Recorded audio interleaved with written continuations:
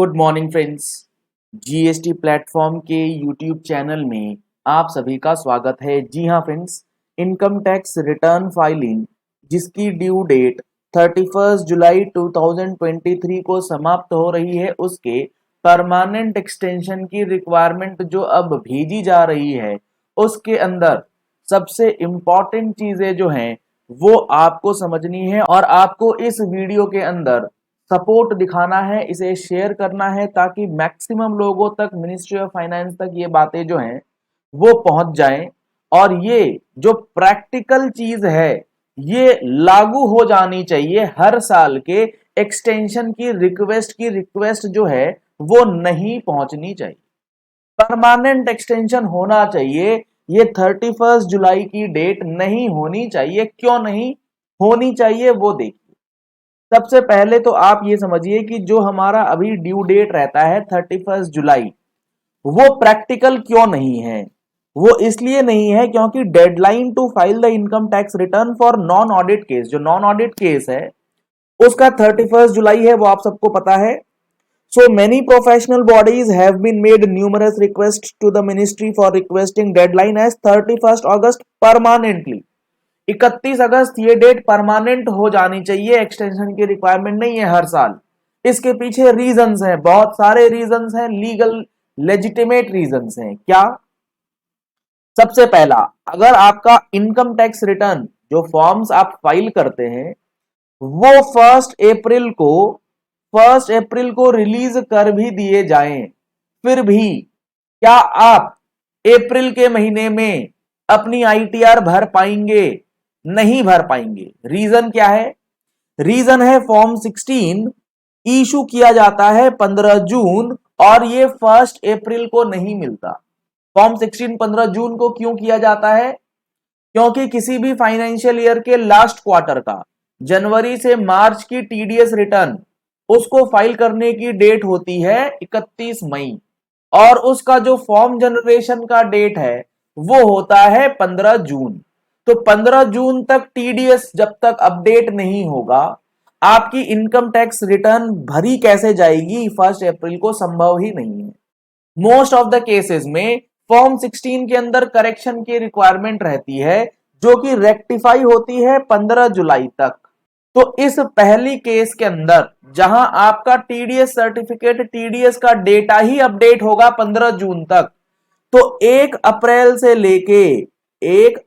से लेके 15 जून के बीच का जो ये 1.5 महीने का समय है, 2.5 महीने का समय है, इसमें इनकम टैक्स रिटर्न फाइल करना लगभग इम्पॉसिबल है।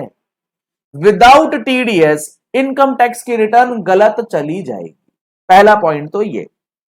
दूसरा, इंटरेस्ट सर्टिफिकेट जो है वो 15 June and even beyond that banks के द्वारा इशू किया जाता है, इंटरेस्ट का सर्टिफिकेट। क्योंकि एक बार टीडीएस का डेटा अपडेट होते हैं बैंक के सर्वर्स पे, उसके बाद इंटरेस्ट सर्टिफिकेट्स वगैरह निकलता है। कैपिटल गेन स्टेटमेंट्स जो है वो 1 अप्रैल तक रेडी नहीं हो पाते। ये कुछ रीजंस हैं जिसकी वजह से जो ये एक्सटेंशन की डिमांड रहती है 31 जुलाई को नहीं कर सकते इनकम टैक्स रिटर्न। 45 डेज में कैसे हो जाएगा? 15 जून से लेके 31 जुलाई के बीच 45 दिन का समय रहता है इफेक्टिव, इसमें इनकम टैक्स रिटर्न भरना। इतनी डिटेल्ड एनालिसिस के साथ AIS reconciliation, TIS reconciliation, 26 as reconciliation, 75 तरह के रिकंसिलिएशन है, 75 तरह के scrutiny notices, investigation, AI tool, ये टूल वो टूल, ये सारी चीजें करते हुए पॉसिबल नहीं है कि करेक्ट और सही तरीके से, सही लॉजिक के साथ as per provisions income tax की रिटर्न फाइल कर दी जाए। इसीलिए इस फर्दर एक्सटेंशन की रिक्वायरमेंट नहीं है। इसे फर्दर आप एक्ट के अंदर लिख करके ये कह दो कि हमारी जो ड्यू डेट है वो 31 जुलाई है ही नहीं, वो 31 अगस्त है, तो यहां पर एक्सटेंशन की भी रिक्वायरमेंट नहीं होगी। और उसके बाद आपका टीआईएस और एआईएस का जो डेटा है वो तो अपडेट होता ही रहता है। कई बार तो रिटर्न फाइल करने के बाद भी ये डेटा अपडेट हो जाता है, फिर हमें रिटर्न अपडेट करनी होती है, रिवाइज करनी होती है। तो या तो टीआईएस और एआईएस का डेटा का कुछ ऐसा सिस्टम होना चाहिए कि एक बार जो फिक्स हो गया वो एज ऑन डेट फिक्स हो गया, जैसे डीएसटीआर 2B, उस तर्ज पे एआईएस टीआईएस का डेवलपमेंट होना चाहिए। तो ये कुछ इंपॉर्टेंट रीजंस हैं जहां पर परमानेंट एक्सटेंशन बहुत समझ में आती है, बात हो जानी चाहिए। रही बात असेसमेंट ईयर 23-24 के लिए, तो यहां तो एक्सटेंशन मिलना ही चाहिए, भले मिनिस्ट्री दे ना दे, क्योंकि यहां पर कई राज्य में तो फ्लड जैसे सिचुएशन है, गुजरात के अंदर, दिल्ली के अंदर, हिमाचल के अंदर, उत्तराखंड के अंदर। तो यहां पर वहां पर आईटीआर कैसे फाइलिंग होगे, तैर तैर के थोड़ी फाइल कर लोगे, तैर के थोड़ी पहुंचोगे सीए के ऑफिस। तो यहां पर इस साल तो एक्सटेंशन मिलनी चाहिए, भले ना मिले वो अलग चीज है, लेकिन इस बार ये जो रीजंस हैं ये तो है ही, इनके लिए तो परमानेंट एक्सटेंशन चाहिए इन रीजंस की वजह से। बट इस बार चूंकि वेदर कंडीशंस जो है वो ऐसा नहीं है कि रिटर्न फाइल हो पाए, पहुंच पाए डॉक्यूमेंट्स। तो इन सारी चीजों को देखते हुए गवर्नमेंट को ये सोचना चाहिए कि हाँ 10 दिन, 15 दिन, महीना भर का एक्सटेंशन दे भी देंगे तो क्या हो जाएगा, आप इंटरेस्ट तो लो गई। लास्ट ईयर भी तो ऐसा ही हुआ था, टैक्स पेमेंट की डेट 31 जुलाई रख दीजिए और रिटर्न अपलोड या फाइल करने की डेट जो है वो 1 महीने एक्सटेंड कर दीजिए। ना आपका नुकसान, ना टैक्स पेयर का नुकसान, ना प्रोफेशनल का नुकसान, सारे लोग सुखी होकर के अपनी इनकम टैक्स रिटर्न सही तरीके से भर पाएंगे। क्लियर होती है बात? अगर आपको ये बात समझ में आई तो नीचे कमेंट बॉक्स में लिख करके बताइएगा क्या ये बात ठीक लगी या नहीं, क्या एक्सटेंशन मिलना चाहिए या नहीं मिलना चाहिए, क्योंकि यहां पर बहुत ज्यादा परेशानी लोगों में आ रही है। और एक बात और इसके साथ मैं ऐड कर दूं कि अगर एक्सटेंशन नहीं मिलता है, अभी मान के चलो नहीं मिलेगा, तो आपको करना क्या है, आपको आईटीआर तो फाइल करना है, उसके लिए पूरा बुक्स तैयार करना है, साल भर का पूरा काम करना है। तो इसमें लिए आप ऑटोमेशन का इस्तेमाल कीजिए, मैनुअली करेंगे तो और परेशानी आएगी। आप ऑटोमेशन कीजिए अपने बुक्स ऑफ अकाउंट्स को, ऑटोमेशन टूल आप हमसे ले सकते हैं जीएसटी प्लेटफॉर्म को कॉल करके।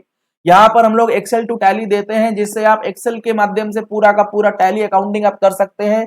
कंप्लीट ऑटोमेशन प्रोसेस में ये चला जाएगा, आपको 1 साल का काम 1 घंटे से 1.5 घंटे के अंदर करके दे दिया जाएगा। तो आप इन कॉल्स की, इन टूल्स की रिक्वायरमेंट ले सकते हैं, पूछ सकते हैं कैसे है, क्या प्राइसिंग है, सारी चीजें आपको पता लगे। जीएसटी का फुल कोर्स आप लेना चाहते हैं तो उसके लिए नंबर्स आपको स्क्रीन पे दिए गए, जिसमें हम लोग registration, cancellation, invoices, levy, time of supply, refund, place of supply, ये सारी चीजें फुल डिटेल के साथ कवरेज कर रहे हैं।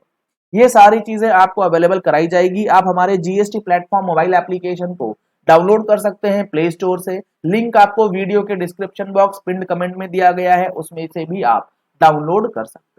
टैक्स ऑडिट का समय आ रहा है, आप क्लॉज 44 बनाने के लिए टूल्स ले सकते हैं, ये भी ऑटोमेशन का ही एक हिस्सा है, जिसके अंदर आपका क्लॉज 44 ऑटोमेटिकली बन के आपके सामने आ जाएगा, आपको कोई भी मेहनत करने की फर्दर जरूरत नहीं पड़ेगी। तो इस तरीके से ऑटोमेशन में आप जाएंगे तो आपको 31 अगस्त तक का एक्सटेंशन अगर मिल भी जाता है, चूंकि रिक्वेस्ट जा रही है इतनी सारी, तो आपको काम करने में बड़ा मजा आएगा और आपका काम बहुत ही इजी हो जाएगा। Regular GST income tax updates के लिए आप हमारी टैक्स मैगजीन का सब्सक्रिप्शन ले सकते हैं, जिसमें इस बार की मैगजीन में बहुत ही इंपॉर्टेंट अपडेट्स आपको शेयर किए जाएंगे।